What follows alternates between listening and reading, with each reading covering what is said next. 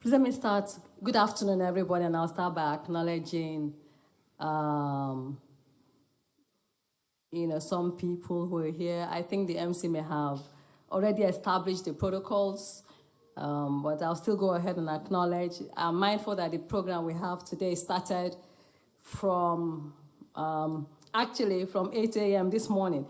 Let me acknowledge the presence of His Excellency President Olusegun Obasanjo, former president of the Federal Republic of Nigeria and chairman of the Intra-African Trade Fair 2023 Advisory Council.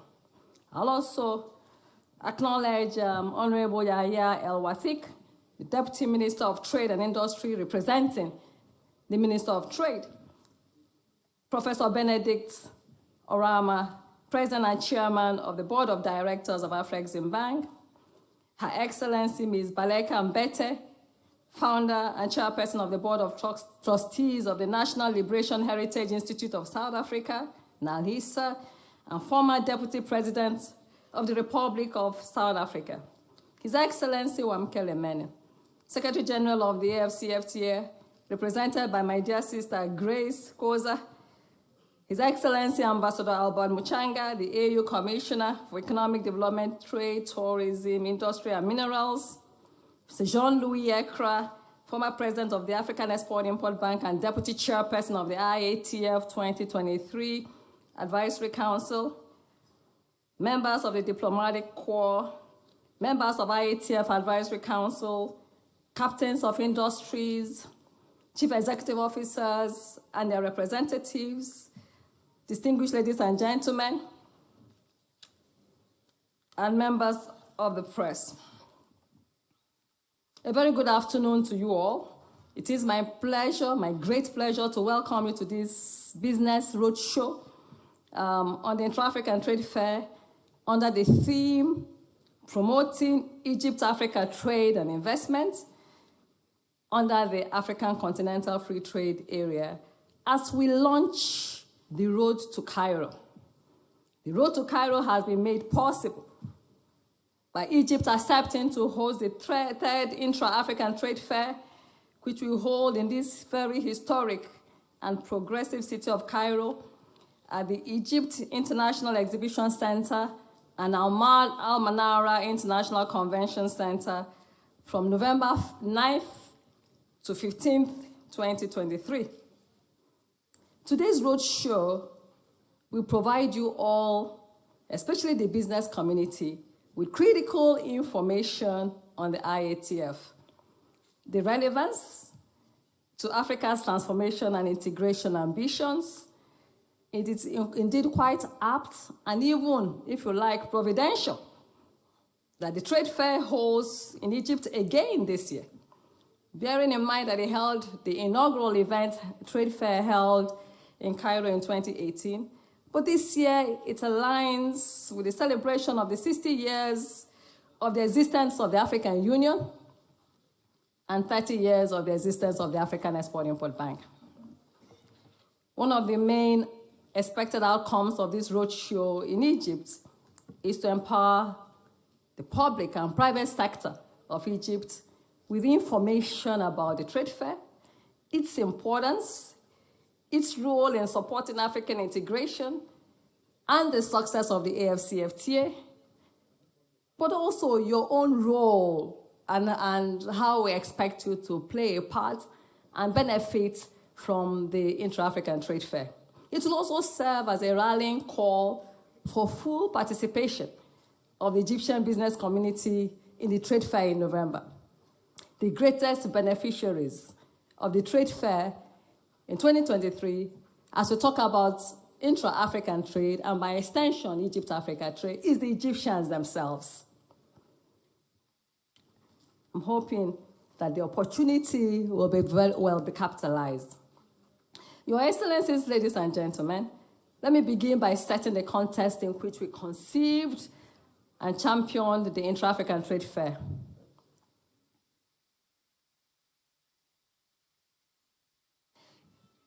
In 2013, African heads of state and government adopted Agenda 2063, the Africa we want, as a blueprint for transforming the continent into an integrated, prosperous, and peaceful Africa driven by its own citizens, but also representing a dynamic force in the international arena.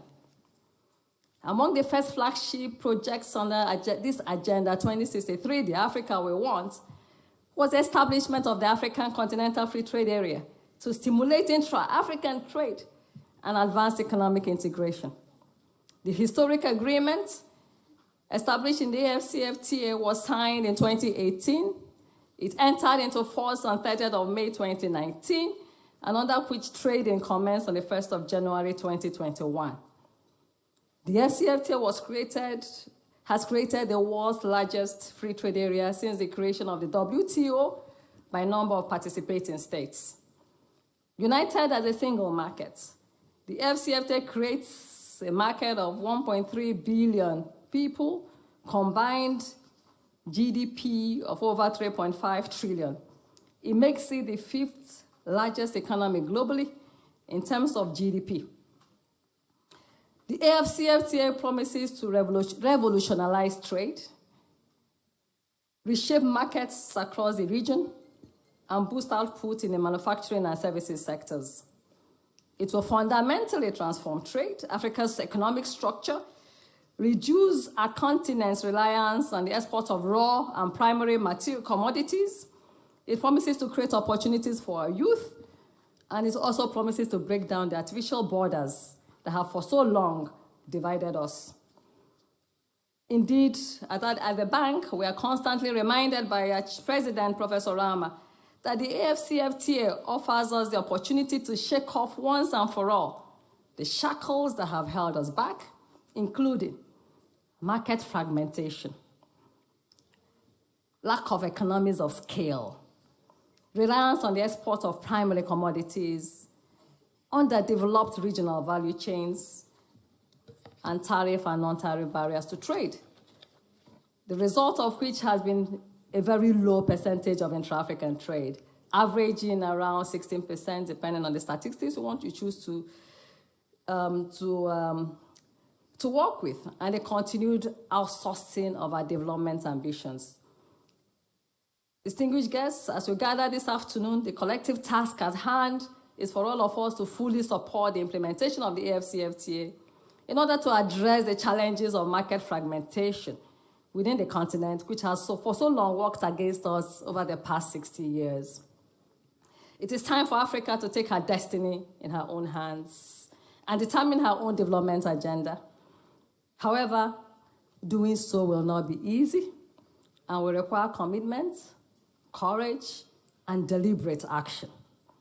Traders need to seek out new market opportunities on the continent, rather than the current convention and perhaps easier routes of turning to markets abroad. Our political leaders need to open up their markets and ensure the AfCFTA is giving full legal and operational effect. Our financial institutions, they need to be bold, courageous, and support intra-African trade and investment despite perceived risks. We at Afrexim Bank are proud to be contributing to this positive history of African integration and development. We are at the forefront of supporting the AfCFTA, and we have developed a number of financing and facilitation instruments to support intra-African trade. We have so far, well, it will not be, I won't be correct to say so far, we've disbursed more than $20 billion in support of intra-African trade within our 5th strategic plan between 2017 and 2021. We disbursed more than $20 billion for intra-African trade alone on a revolving basis. We have also developed our 6th strategic plan, extending the frontiers, and we have also deliberately plan to disburse $40 billion in intra-African trade and investment financing. We started in 2022 and to end by 2026. Ladies and gentlemen, Afreximbank seeks to be the go-to development partner as Egypt builds solid export manufacturing capabilities and capacities, as well as domestic and international or domestic and continental supply chains to facilitate the increased flow of goods and services across the borders of Africa. As the second largest economy in Africa, Egypt has a vital leadership role to play in promoting intra-African trade and investments, as well as it is so well suited for production and services distribution to expand its African trade footprint. To support Egypt's industrialization and export development efforts, Afreximbank has consistently provided support to the Egyptian public and private sector. Since inception, Afreximbank has provided financing support to Egypt in excess of $32 billion US, with $28 billion coming in the last 5 years alone. This support has helped strengthen the financial services sector, the energy sector, telecommunications sector, health, construction, and in particular EPC sectors, among others. Our support to Egypt cuts across major sectors and industries considered strategic to the government of Egypt as part of its own development ambitions, and also pivotal to the growth and development of the national economy. I'll talk a little bit about some of the products that we have that the Egyptian public business sector has benefited from. We have a program we call the Global Facility for Intra-African Trade Champions. That program is offered to Egyptians that have expanded their networks, their footprints, and are able to do that, who are looking for support, to enable them with financing, to give them payment assurances, to help them enable them open the market access, and even other forms of technical assistance, across multiple countries in Africa. So far, we've supported Egyptian companies in twinning, matchmaking, and executing various projects into about 20 African countries with a value of around $6 billion and in a pipeline of about $6 billion currently. We are particularly implementing a program we call the Intra-African Engineer, Procure, and Construct Contract Promotion, EPC initiative, to support the development of trade enabling and industrial infrastructure across Africa. The annual market for the EPC projects is estimated at about $60 billion. It also speaks to the infrastructure deficit across Africa. And right now, that market, the offers in that market are dominated by foreign entities that are fully supported by their home government's policy and financial institutions to enable them win EPC contracts in Africa. So in order to put African companies at par with foreign entities, Afreximbank is implementing the EPC initiative to support African contractors, EPC contractors, to win and execute major infrastructure projects across Africa. To date, the bank has supported companies from various African countries to win those contracts, valued at about $12 billion. As I mentioned, to support twinning, financing to those contractors. It also includes insurance, covering construction, all risk, and other covers, contracting guarantees as well. Under this initiative, Afreximbank has supported mega Egyptian EPC contractors in various infrastructure sectors. Some of them are here represented. Companies like El Swedi, Arab Contractors, Orascom, Hassan Alam, Samcrit, and the list goes on and on. In June 2023, we launched a new tenders model on the Africa Trade Gateway that connects EPC contractors to tenders and contracts available in Africa. That digital platform provides a centralized and readily accessible channel to share information on the available investment opportunities across the continent. On the sidelines of the Intra-African Trade Fair in November, we will also be launching a major workshop under this initiative. What will that workshop do? What we're trying to do here, because we started studying that industry and ask, but why do African governments and big, large corporates that are employing EPC contractors, why do they defer to companies overseas? So we launched a survey. And what we'll be doing in November on the sidelines of the trade fair is to share with Egyptian businesses, because that's the first time we're going to launch that workshop. We'll go on to Morocco, we'll go on to Nigeria, and a few other African countries to share the surveys, the outcomes of those surveys. And that is just to share, this is why the contracts are going elsewhere. And then we'll use that as a basis to build capacity, and to see how we can expand the African footprints in that particular sector. We also have an intra-African trade. I'm taking time to just explain the products we have, because I always like to use this platform. We have to use it to disseminate information.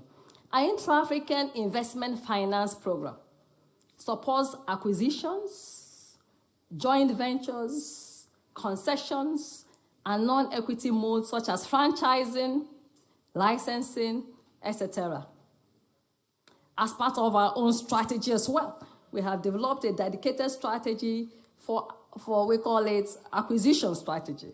So increasingly you see companies, for instance, especially in the financial services sector where it's prevalent, that many international banks are retreating and leaving the continent.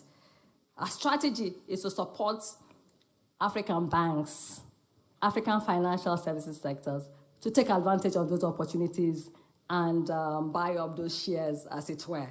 It's not just in financial services, but across the board in various sectors. We continue to do that even in mining as well.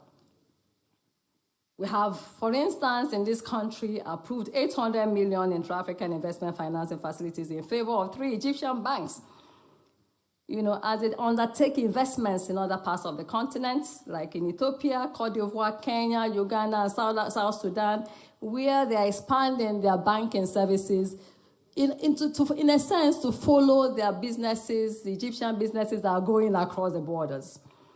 We also have our intra-African investment guarantees.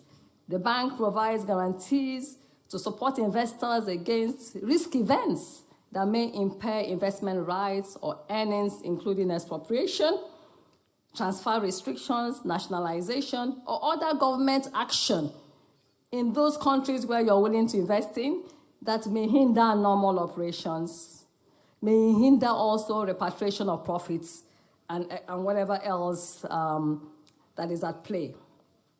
We offer contract and toll manufacturing. This is a financial solution that supports manufacturers who have contracts for toll manufacturing orders or require capital to expand manufacturing capacity. We have been supporting the development of the Egyptian manufacturing sector through contract and toll manufacturing, and we have supported a few companies, a number of companies, for instance, the Egyptian Ethylene and Derivatives Company, the Canal Sugar, and several others. And also working through the commercial banks here in developing a phosphate fertilizer complex. We support contract agriculture. We support businesses, agri-businesses that have contracted or are contracting out to farmers, to support the agricultural sector. The products, our interventions in Egypt cut across various sectors, and time will not allow me to go through all of them, whether it is in the health sector, as we provided a $2 billion facility to assist the African continent to deal with the issues of COVID-19 vaccines, supporting the energy sector here, or rather the oil and gas sector, as well as the telecom sector, Egypt Telecom, and several other opportunities, some other sectors that were supported. We have developed, I think the message here is to say that we've developed a menu of products, interventions, practical products to support intra-African trade and investment under the AFCFTA. Just a few days ago, on the sidelines of the Afreximbank annual meetings, we launched the African Trade Gateway, ATG, which is a digital ecosystem to facilitate intra-African trade. The ATG hosts digital assets such as the Pan-African Payment and Settlement System. The PAPS, as we call it, was endorsed by AU heads of state and government to facilitate trade settlements in local currencies. So people can be able to trade, in their local currencies. PAPS will help the continent to save also about $5 billion in transaction costs and facilitate intra-African trade. For example, an Egyptian exporter to South Africa will be able to receive payments in Egyptian pounds, while the South African importer will be able to pay or tender payments in South African rand. Currently, we have about 9 central banks that have signed on, 70 commercial banks, 7 switches have all signed on to PAPS. Think about what it will do, PAPS will do to the foreign currency cost of trade if you have to trade in local currency. Think about what it will do to the informality of trade by bringing even the informal trade under the platform of PAPS. ATG, as is called, also houses MANSA platform, which is a customer due diligence repository. So far, we've onboarded about 13,000 institutions. MANSA eases the cost of conducting know your customer checks. You all may know how difficult and the cost of compliance. And in fact, it's probably one of the issues that is facilitating the exit of international banks from the continent, the cost of compliance. So we encourage financial institutions, corporate regulators, governments and government parastatals, sub-sovereign governments to subscribe to MANSA for KYC information, know your customer, know your investor, know your investee information. We've also launched a trader club and trade regulations platform, a gateway which deals with issues of lack of access to market information. So some people come to us and say, but how do we know where to buy products from? Where is my market? Where is my source of raw materials? What are the rules of trade? Trader is your go-to platform within Afreximbank's Africa Trade Gateway. We're also working with the AFCFTA Secretariat to develop a 10 billion AFCFTA adjustment fund. That will assist countries to deal with tariff revenue loss because of the AFCFTA. And it will also provide commercial and concessionary funding to allow for an orderly adjustment of countries to the new trade regime because there will be loss of taxes. The bank has already committed $1 billion to the AFCFTA adjustment fund. We have also provided an additional, or committed an additional $10 million for tariff revenue loss compensation. It is also open not just on the public sector, but there is a private sector window, where the private sector window will help private sector businesses to be a bit more competitive, to help them retool, expand their operations to take advantage of the AFCFTA. So that's also available. As is available is also the transit guarantee, what we call the African Collaborative Transit Guarantee Scheme, which will facilitate the movement of goods under a single transit bond to support trade. So with this, it is possible to move goods from Cape Town to Cairo under a single transit bond, rather than having to post a bond at each border. The bank has set aside $1 billion for the entire continent, of which $200 million is earmarked for the COMESA region, to which Egypt belongs, where this scheme is currently being piloted. That scheme alone will lead to cost savings, transit cost savings of more than $300 million per year. We are also working with the African Association of Automotive Manufacturers, African Union and AFCFTA to develop a viable automotive industry in Africa. We cannot speak about industrialization without thinking automotive. A vehicle comprises of about 30,000 parts. You need about 200 supplier firms in one vehicle. And that's why it's one of the areas we're championing. So we're providing support in terms of financing of the industry. We're also facilitating the development of regional value chains. And we're also facilitating the implementation of a continental automotive strategy. And this has been adopted by trade ministers early this year. We also understand that Egypt has developed its automotive policy, and we're happy to work with relevant stakeholders to ensure, to facilitate its implementation. We're also supporting SMEs, women and youth. I had to say that. We want them to also participate in the AFCFTA. And as such, we have a range of products to support SMEs, women, and youth. You may have seen the video that played and the work we are doing with the creative industry, among others. The creative, aside from the fact that the bank has a dedicated SME development program, a strategy of its own to support SME development. We also have financing instruments to support SMEs. We're doing a lot with the Egyptian businesses, financial sectors in the area of factoring, and if I may come back to the CANEX, the creative industry, it has seen us support the film production, fashion designers. We have supported designers from the continent and the Caribbean to participate in Portugal and Paris fashion shows. We have supported even pop-up stops in Manhattan and in New York of African businesses. We have also partnered with the likes of Art de Egypt, Egypt Fashion Week, Luxor African Film Festival, across different sectors. The bank is also in the process of implementing facilities to United Media Services, which is probably the largest media conglomerate in Egypt. It manages media representation of Egypt's most influential print, digital, and broadcast media channels.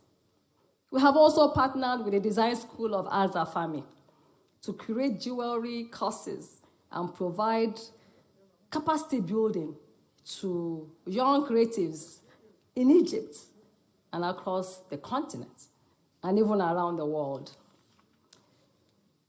We also have a dedicated diaspora strategy.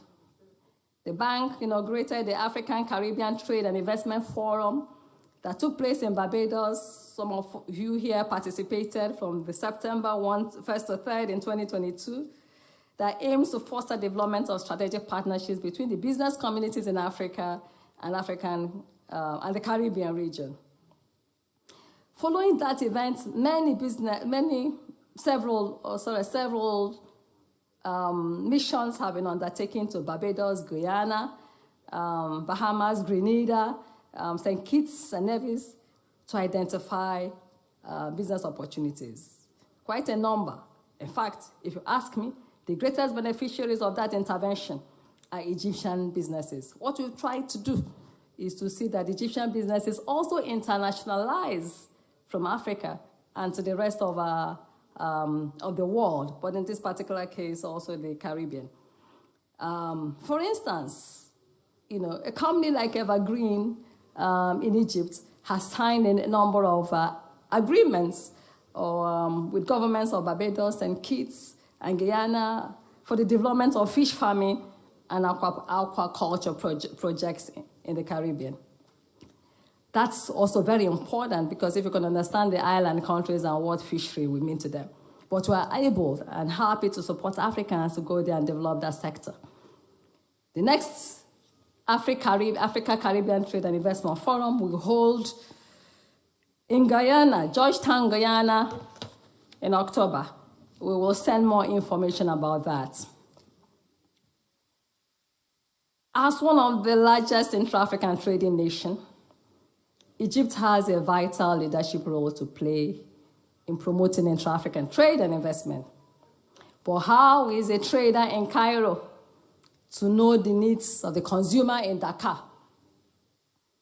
How is a clothing manufacturer in Lesotho going to know that fabric supplies exist in Burkina Faso? How will they even know that Egypt has one of the best quality cotton in the world? How?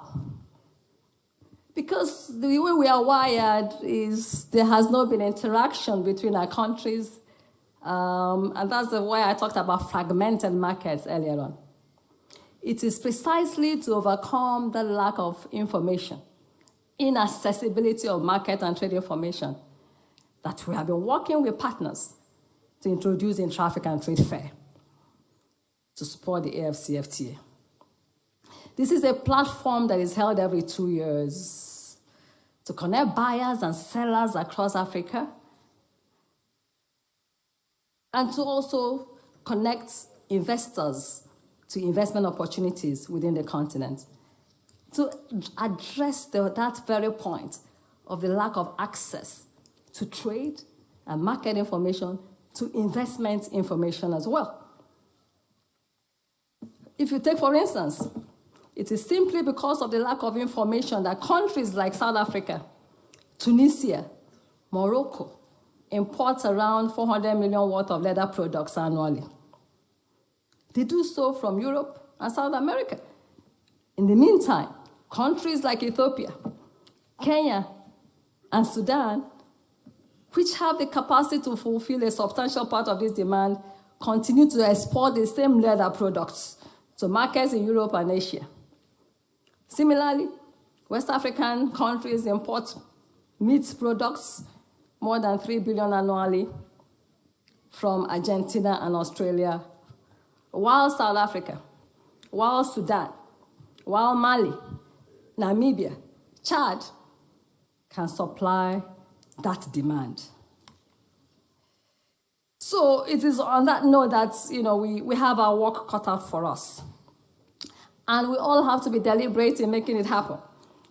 And that's the essence of the Intra-African Trade Fair, which held the inaugural one held in Cairo in 2018 very successfully. And we even we built on that to have a more successful one in IATF. We called it IATF 2021 in Durban last year. Collectively, those two editions brought together more than 2,500 exhibitors. But in terms of participation, Durban alone had 13,000 visitors physically in 2021 in Durban.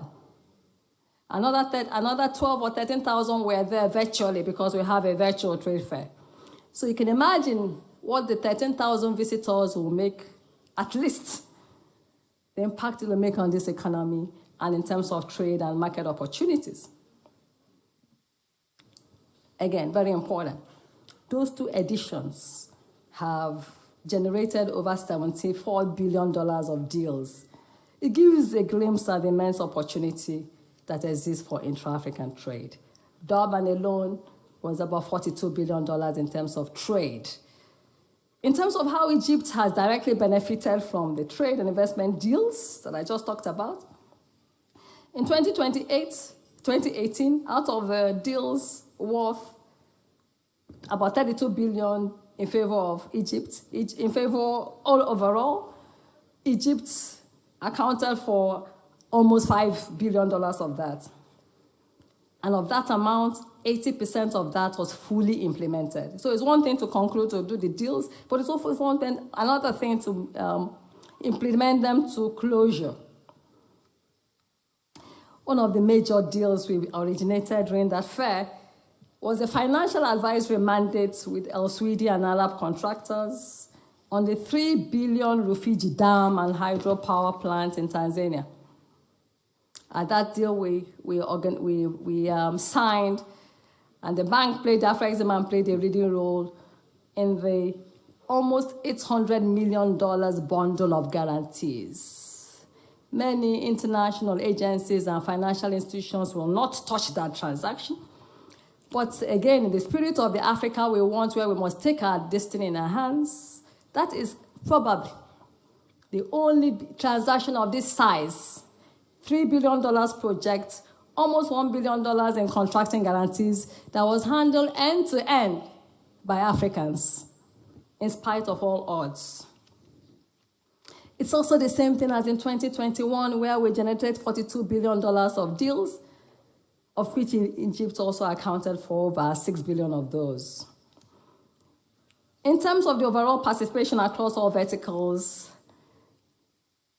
the editions also attracted participation, as there are also non-African countries that participated as well. We always insist that non-African countries that participate must be in the context of investment goods, capital goods as well. There are several verticals of the trade fair, B2Bs, B2Gs. We also host buyers because we are mindful that the trade fair, one of the successes of the pillars of a successful trade fair is to have buyers coming so that they can also interact with the sellers or the exhibitors. So we also host, we sponsor buyers, to come for the trade fair. There will be so much said about the trade fair later, so I won't keep going into that. And there will be discussions around the various verticals, the virtual trade fair, the automotive show, the creative element of the trade fair that is embedded this year as part of the creative. We've also included a culinary and gastronomy fair. We have a diaspora fair as well, and there'll be more said to that towards the end, later in the program. My call today is to call on the government of Egypt, the governorates. Time will not permit me to talk about the African Sub-Sovereigns Network, which will also have an event on the sidelines of the trade fair, where we want the sub-sovereign governments, the provincial governments, the local governments, to be part of the AFCFTA movements, so that they themselves can also exchange trade and investment opportunities.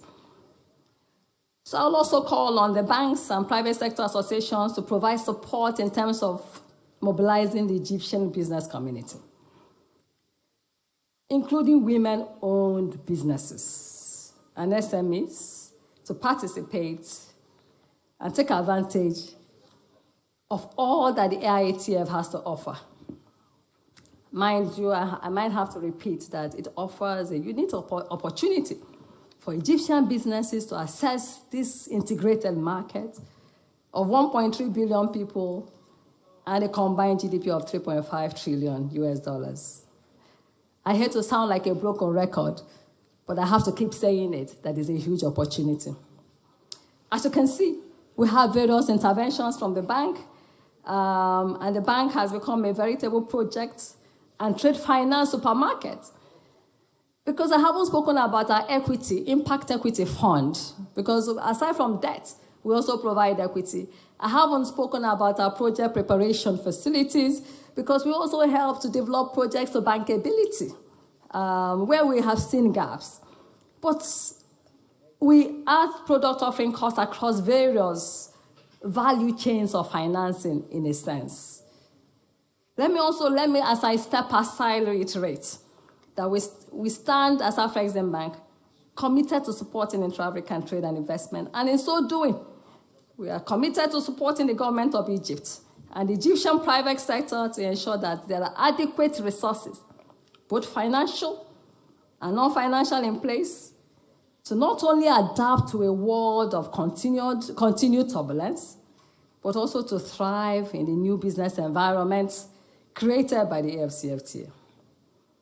I invite all of you to join us at IATF as sponsors and exhibitors as we work together to realize the vision of an integrated and prosperous Africa.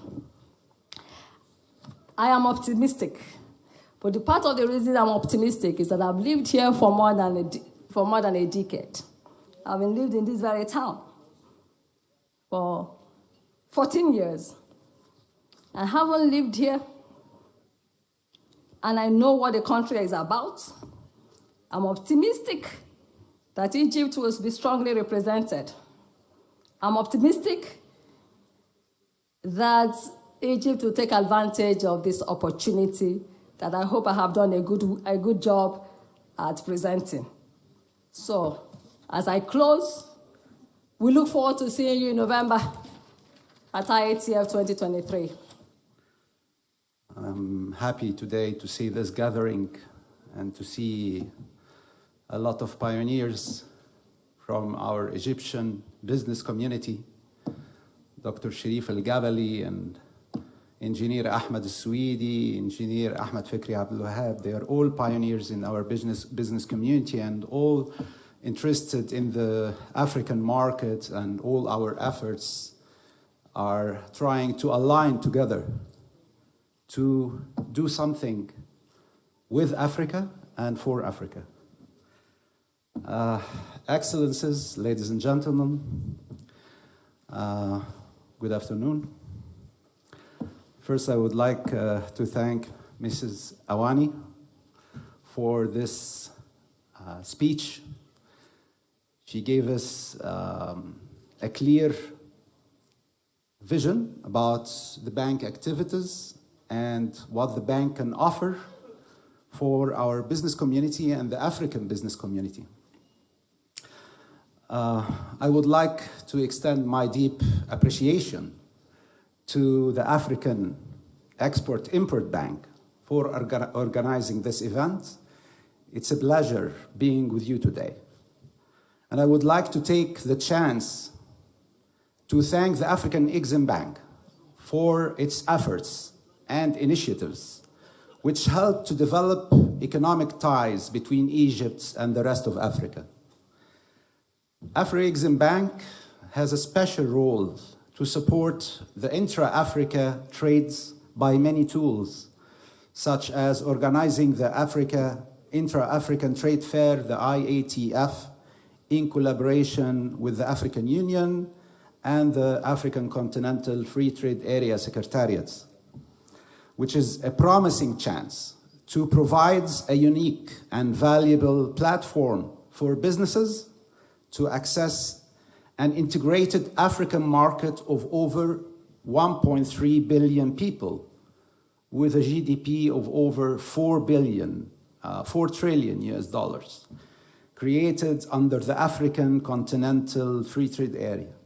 And let me say here that it is an honor that Egypt will host the third edition of the IATF this year, which is a unique opportunity for the gathering of representatives of major African companies and to conclude deals that achieve commercial, industrial, and investment integration in the African continent.